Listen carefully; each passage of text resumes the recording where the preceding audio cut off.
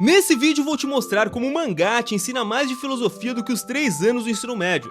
Sério, são incontáveis os números de mangás ou animes que apresentam ótimas reflexões filosóficas, sejam elas horríveis ou ótimas. E hoje, usando as ambições do Coronel Mustang e o ódio puro de Scar em Fullmetal Alchemist, enquanto desço o taco de golfe na filosofia do livro O Príncipe de Maquiavel, também vou te ensinar a se tornar um rei. Bom, pelo menos as formas que Maquiavel diz que existem. Me chamo Thiago Rosman, professor de filosofia, e vamos lá! Aqueles que possuem poder mais facilmente podem intervir na vida dos que estão abaixo deles. E você, caso você recebesse uma ordem dos seus pais, de seu chefe, do governante de seu estado ou alguém que tem uma autoridade sobre você, mas que essa ordem fosse contrária a seus princípios, para preservar os seus laços, seu salário ou mesmo a sua liberdade, você cumpriria com essa ordem? Você venderia os seus valores, os seus princípios, por algum preço? Fullmetal Alchemist é um mangá escrito por Hiromu Arakawa nos anos 2000 e se popularizou ainda mais depois de ter sido adaptado em versão de anime, em especial a segunda versão, visto que a primeira versão é um lixo. Nesse desenho acompanhamos dois protagonistas que são irmãos, Edward e Alphonse Eric. O pai deles vai comprar cigarro, a mãe morre, e então eles têm a ideia genial de utilizar a alquimia, que é como se fosse a magia do universo deles, para reviver a mãe deles. Só que esse plano dá muito errado, porque pelo visto você pode criar o que for com a alquimia, mas reviver uma pessoa nesse universo é proibido, é um pecado absoluto. Então, um dos irmãos, o Alphonse, acaba perdendo todo o seu corpo, e a sua alma é presa numa armadura, enquanto o Edward perde um braço e uma perna. Agora que eles estão sem corpo, ou pelo menos um sem corpo e o outro sem metade dele, eles mudam os seus objetivos. Agora não é mais ressuscitar a mãe, agora é ter os seus corpos de volta. E para isso acontecer era necessário que eles utilizassem de um objeto chamado a Pedra Filosofal.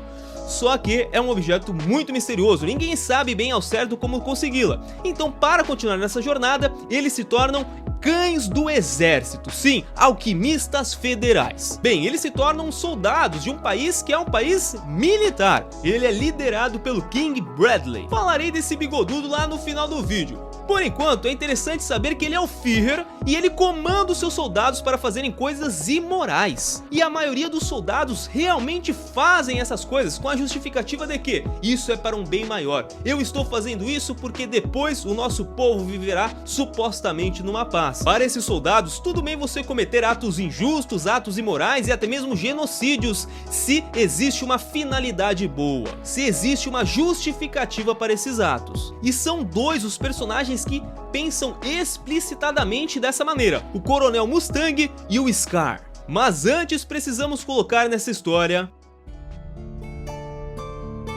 Nicolau Maquiavel. Foi um italiano do século XV, de origem humilde, que conseguiu um cargo legal e depois foi exilado pela família Médici. Nesse tempo em que esteve exilado, escreveu a sua obra mais famosa e popularmente conhecida, que é O Príncipe. Nesse vídeo falaremos sobre as ideias que Maquiavel apresenta nessa obra.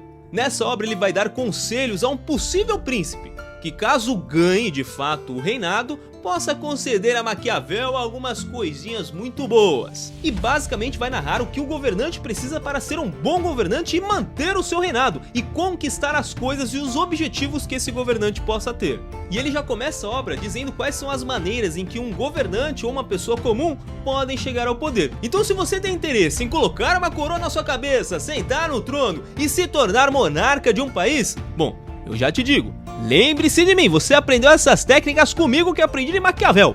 Então me dê um bom cargo no seu governo, tá bom? Nossa, imagina um seguidor se torna rei. Eu vou ter uma vida muito boa, viu? Bem, as formas de governança são ou hereditárias ou novas. Hereditário se você já nascer como príncipe. Aí é fácil, não é? Então se existe algum príncipe aqui, meu irmão, olha, deixa eu te contar. É bem fácil você se tornar rei, tá bom? É só esperar o seu pai ser deposto, né? Deixar a coroa ou então morrer. Agora, se você for um governante novo, existem algumas formas de reinado. Ou você já é príncipe, mas conquistou uma terra nova, então será um novo governante nessa terra, ou você é um civil, que por acaso tomou o poder, ou então você é um sortudo, ou então alguém muito virtuoso e está sendo apoiado pela religião local. Esse último governo, Maquiavel vai falar que é muito seguro, tá bom? Mas essas são as formas. Se você quer ser rei, utilize uma delas. Mas a verdadeira dificuldade não está em conquistar o poder e sim manter esse poder. E ele dá o exemplo de muitos imperadores romanos que foram mortos. Então é necessário, caso você queira manter o seu reinado, você cometer atos imorais, desde que isso seja para que você consiga manter o seu governo. Por isso, a moral para você não vale muito. Para se manter no poder, você pode praticamente qualquer coisa. E é daí que vem a frase, os fins justificam os meios. Maquiavel nunca disse isso, mas o contexto e o conjunto de sua obra dá a entender esse lado. Voltando agora para o mangá Fullmetal Alchemist, o Coronel Mustang é um dos principais da obra. A história dele já começa mostrando que ele não se importa dos meios que ele vai utilizar para alcançar o seu fim, que é governar o país. Ele tem um mestre, e quando ele diz que vai se tornar um alquimista federal para o mestre, ou seja, um cão do exército, porque afinal, ele queria, na verdade, era se tornar o manda-chuva do país. Ele queria ascender no exército até tomar o último posto. Para isso era necessário que ele ingressasse no exército. O mestre dele olha pra ele e diz que tem nojo de ter ensinado alquimia, nem que fosse alquimia básica para alguém que se tornaria um cão do exército. E ele morre entristecido com seu discípulo. Então logo no começo da história de Mustang, nós já vemos que para ele, os fins justificam os meios. Você pode tudo desde que seja para alcançar um fim bom. Hoje Sua Excelência King Bradley, o Führer, assinou a ordem de número 3066.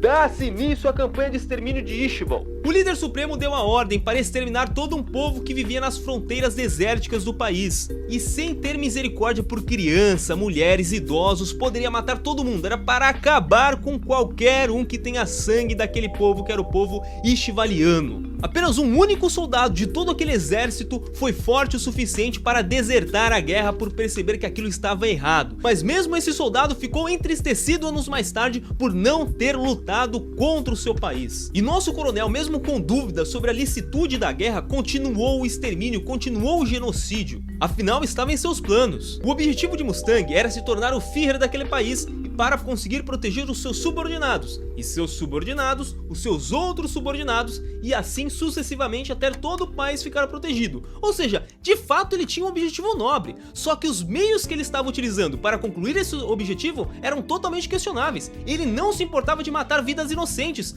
Então lá estava ele, com um ideal nobre, mas matando crianças, matando mulheres, matando idosos e cometendo um genocídio contra um povo que era um povo, no final das contas, inocentes, porque quem começou a guerra, na verdade, foi o seu próprio país. E mesmo depois da guerra, ainda foi considerado um herói pelos seus aliados. Um próprio soldado disse isso pra ele: olha, apesar de você ter lutado questionando a guerra, você foi lá e continuou o genocídio, e por isso você é nosso herói. E ao mesmo tempo, na obra, aparece um outro personagem que é o Scar. Esse é motivado pela vingança. Nessa mesma guerra, ele vê o seu irmão sendo assassinado por um dos alquimistas federais. Então ele busca vingança pelo seu irmão. Só que esse personagem odeia de todas as forças a alquimia. Ele odeia, despreza, ele quer que todos os alquimistas se explodam. Só que ele percebe que o meio mais fácil de atingir o seu objetivo é utilizando daquilo que ele mais odeia, da alquimia. E portanto ele se torna também um alquimista e utiliza da alquimia, a coisa que ele mais odeia no mundo inteiro,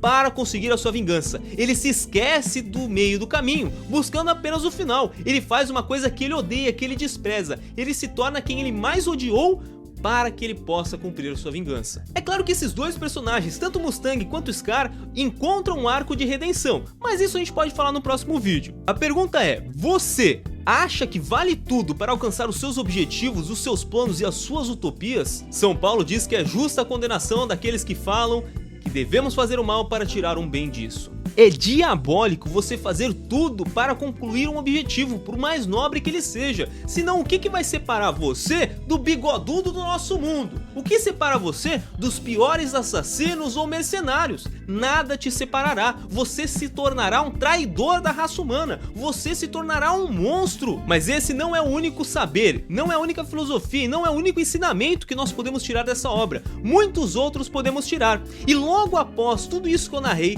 na própria história, nós vamos ver e descobrir que o líder do povo ishvaliano quer oferecer a sua vida em troca do cessamento da guerra. Ele quer que o extermínio acabe, ele doará sua própria vida. Só que o Führer, o bigodudo desse desenho, não permite. Ele quer continuar com o genocídio. E por conta disso ele foi amaldiçoado pelo povo westfaliano, falando para ele: ah não, Deus vai te condenar, Deus descerá o castigo sobre você. E ele então, dando risada daquela situação toda, pergunta: mas onde está esse Deus? Olha a situação que vocês estão, matei quase o povo inteiro de vocês e vou matar até o último daqueles que possuem o seu sangue. E cadê a desgraça? Cadê a maldição desse seu Deus? Ele tira sarro disso. E no nosso mundo também há desgraças, também há doenças e também há genocídios. E se você quer saber por que Deus permite estas desgraças, clica no próximo vídeo que vai aparecer que eu respondo essa pergunta pra você. Salve Maria e viva Cristo Rei!